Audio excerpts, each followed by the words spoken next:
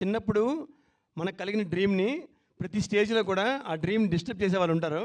నాన్న 10th చేయొద్దు అంటాడు, ఇంటర్లో చేయొద్దు అంటాడు, డిగ్రీ అయితే జాబ్ తెచ్చుకో అంటాడు, జాబ్ వచ్చిన తర్వాత పెళ్లి చేసుకో అంటాడు, పెళ్ళిన తర్వాత పిల్లని చేయనివ్వదు, ఆ తర్వాత ఇంకా తల్లిదండ్రులు చేయనివ్వరు, ఫ్రెండ్స్ చేయనివ్వరు, సొసైటీ నిన్ను ఎప్పుడు ఏది చేయనివ్వదు.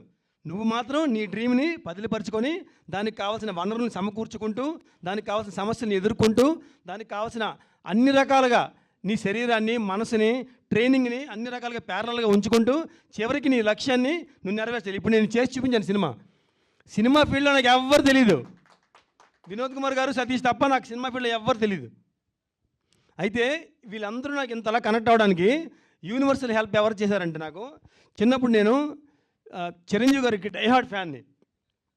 ఎప్పుడైనా సరే సినిమా తీస్తే చిరంజీవి గారిని వర్క్ ద్వారానే కనెక్ట్ అవ్వాలని నేను సినిమా తీసి ఆయనకి చూపిద్దామని.